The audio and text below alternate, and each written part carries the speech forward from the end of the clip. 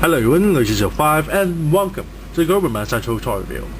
And today we're looking at the 2006 release by ToyBiz of the Marvel Legends Face-Off series action figure review.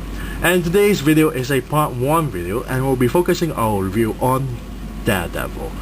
Now, I got this straight from a friend of mine who sold this for me at the retail pricing of 60 ringgit, which was quite surprising considering that this is from 2006, and I really appreciate that he sells me this in a rather cheap price, because a lot of sellers in eBay Malaysia or flea market, they tend to sell this at a cost of 100 ringgit, and other toy shops, especially scalper shops, they tend to sell this more than 100 ringgit, and they tend to package this with 2 more sets of Face-Off series, forcing you to churn out 300 ringgit or more if you want to get any of them. Luckily enough, a friend of mine who kept a lot of action figures, especially on Marvel Legends, and he actually willing to sell this for me for, well, retail price, so I really have to thank him for that. Really have to thank him for that. Now, let's take a look at the front part packaging itself. Now, front part packaging, we have Kingpin here on the left side and Daredevil on the right. Now, bear in mind there's a variant version for these 2 figures. The other variant version will include Daredevil in an unmasked version. The head sculpt will be unmasked and he will wear these glasses. For the Kingpin, his jacket will be repainted into black and has spot a different head sculpt which shows his face really angry. We'll show that image later on because it's shown at the back of the packaging as well. In between them is the display base. This thing here is a display base, and at the back portion there's a sort of like adjustable, well, flight legs, if you want to call them legs. Now at the corner here we have the Versus System trading card featuring, well, Kingpin and Daredevil. Now you will also notice behind the figure there's the backdrop itself, and behind the backdrop will be the issue 171 of the Daredevil comic. Very nice. Now let's take a look at the back portion of the packaging itself. At the back portion here, as you can see, there's a small little instruction there on how to place the backdrop onto the base itself. Here we have Daredevil and Kingpin's statistics, and here is a smaller write-up stating Matt Murdock protects the city by day as an attorney, but by night the man without fear protects the streets of Hell's Kitchen at all costs. Unfortunately, Daredevil soon discovered he had a very big problem on his hands. Wilson Fisk, also known as the Kingpin, this ruthless crime lord has made it in his mission to destroy Daredevil and all he holds dear. Their battles have come at the cost of many, and no one has been left unscathed. Fisk still walks the street, his hand in every criminal activity, but Daredevil will always be there, fighting to bring the Kingpin down for the last time. And at the bottom section is the rest of the series. In the middle we have Kingpin versus Daredevil, and you will see this is the 2 variant, the angry Kingpin face and the unmasked Murdock. Here we have the Hawk versus the Leader and their variants, and also Captain America versus the Red Skull and their variants, the unmasked Captain America and Baron Strucker. So without further ado, let's open up this packaging and release Daredevil out from his captive and molest him. Be right back. And we're back after removing the figure and the rest of the stuff out from packaging. Now inside the packaging comes with the Versus trading card, and on the one side here you got a smaller image of Kingpin trying to go up against Daredevil, as you can see there, punching through a pillar and Daredevil evading the punch. Now you notice Kingpin's skin tone color is rather strange. They opted this really pale color for him. He looks like an albino. And at the bottom section here is a smaller write-up on the card's effect. Next we have the comic for Daredevil, the Man Without Fear, issue 171, and this is drawn by Frank Miller. This is a very awesome period of time where Frank Miller took over, well, the art and the storyline for Daredevil, and it's very nicely done. And you notice the front cover itself is all in black, and you got Daredevil doing a flying kick towards Kingpin. This issue is quite interesting because Daredevil tried to infiltrate Fisk industry and trying to apprehend Kingpin, but underestimating his strength, Kingpin actually defeated him, have him tied down, and, well, flush him down into a sewer system so he can slowly drown to death. Not too sure why he can't just use a gun. Then at the same time, Kingpin's wife, Vanessa, was kidnapped by a bunch of crime lords who wants Kingpin to be taken out. And they hired Bullseye, yes, Bullseye, which of course Bullseye at that period of time haven't started working with Kingpin yet. They sort of forced Bullseye to work for them. Now, long story short, Vanessa was killed. Yes, was killed. And Kingpin was, well, he failed to save Vanessa. So he was traumatized. He was injured, but he was traumatized. And Vanessa was dead. And that's about it. It's a very nice issue. Next, we take a look at the base itself. It comes with 2 legs, or hands if you want to call it that way, or arms. And you can see that articulated, it has 2 joints from this section here, and you have a screw. If the joint is too hard to move around, you can always loosen up the screw here, as you can see. Now at the top section here, you got a peg to plug it at the back of the figure itself. At the bottom section here, there's a larger peg for you to plug it at the base. There's 2 holes here. Now the base is actually quite nicely done, but not actually quite suitable for well, any of the Face-Off series, because it's, as you can see, there's a lot of mechanical parts here, wiring, nicely done with the details. I have to admit, as you can see there, very nicely done with the details. Not really appropriate. Now, as shown at the back of the packaging itself, you can actually slide this out like so and place the backdrop in between the slits here. And speaking of the backdrop, I'm going to move this figure back there. Now this is a very nicely done artwork, but not too detailed. It's rather, well, not that detailed, as you can see the rest of the background itself. Now you have the base and the 2 figures standing in front, so you can pretty much imagine that Kingpin and Daredevil, they are both fighting each other. Maybe you want to pose it that way, or they are talking. Well, they could be talking. And then at the back here, you get to see 5 of the Red Hand Ninjas are, well, slowly coming in to the room itself, and Bullseye is behind them as well. Very nicely done, but not very detailed, as you can see that, but still very nice scene. In the back here, it's all blank, and you can see on the sides here, you can actually fold it like so. Very nice. Now let's take a look at Daredevil.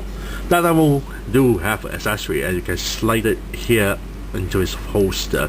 Now the accessory is nothing that spectacular. It's the same accessory that's been packaged with Moon Knight. Now I really wish it's just a billy club, and I really wish it's painted in red rather than just white plastic. Well, they did paint white paint job on this top section here, and you can see it's attached, connected with a piece of like string. Really disappointed. Why can't they just paint the nunchuck into red? Why opted white instead? It's not comic accurate. Oh well, the figure can actually hold it quite well, so that's not bad. Let's take a look at the figure's paint job. Majority of the red you notice here is not painted at all. It's just pure red plastic. But there's a lot of shading going on, as you can see here, especially on the side of the ribs, shoulders, upper bicep, or side of the upper bicep. A lot of shading at the crotch, even shading on the under the neck here, back portion of the body, but a lot of shading going on. Very nicely done with the shading, but not perfect. As well, it's typical for ToyBiz. They tend to have a little bit of inconsistent paint job and sloppy paint job sometimes. You got a little bit of slop at the bottom of the finger here. Now you can see there's a bit of paint job on the belt. It's painted in brown. Of course the entire thing is made of red plastic. The strap is painted in brown. The rest is just pure plastic color, no matter what you see here. The flesh tone skin is painted, but there's no shading at all for the flesh tone skin. The lips is barely visible with a bit of shade, but no shading at all. The eyes, however, you notice there's a bit of lining. I'm not too sure you can see it, but there's a bit of lining there, but the linings are a bit faded off because, well, it is from 2006. so it's a bit old. Nice little DD logo on the chest there, very nicely done. Very nice shading. Now let's take a look at the figure's mold. Now the mold and the sculpt is absolutely gorgeous. I really loved it. As you can see, there's a lot of details on his body, especially on the muscle tones there. As you can see, there's a lot of muscle tone, especially on the side of the ribs here. My god, there's a lot of veins popping out. Very nice. And you can see the costume design as well, the linings and the wrinkles. Very nice. One side of the hand here, the hand sort of adjusted at this angle. On the other side is just straight up. Very nicely done with the details, the muscles, veins and the wrinkles. Really tight uniform. Now for the belt itself that's connected with the holster, I really don't like the holster actually, because the holster on one side, as you can see, it's hollowed out. It's not really nicely done. I really wish it's all covered up. One side of the tie here, you got the straps. The head sculpt is also quite nicely done. You can see his ears are covered, each side as well. Face sculpt is okay, but some of the details on the nose, it's very nicely done. You can actually see the nostril. Very nice, but not a lot of details on the face, as you can see. Very plain actually. The horns are nicely done. Very nice. A lot of very intricate details throughout the whole body. Very nice. Now let's take a look at the figure's articulation. Now when I pull this figure out from packaging, a lot of, or at least half of the joints for Daredevil here are frozen thanks to the paint itself, and it froze on some parts of the figure itself. So it took me some time to actually unfreeze it. A lot of use of hair dryer and cooling off the parts and trying to massage the parts so it will loosen up. It took me quite some time actually. Now let's take a look. The articulation, the neck joint there is on a hinge ball joint, so you can actually pivot the head up a little bit all the way down like so, and then 360 degrees like so. Torso here can pivot downwards, back, and also there's a waist joint that turns 360 degrees. Now the shoulder joints are quite interesting. It has an additional shoulder joint here that pivots upwards like so, or you can move the shoulders up this far, as you can see here. Upper bicep here, turn 360 degrees.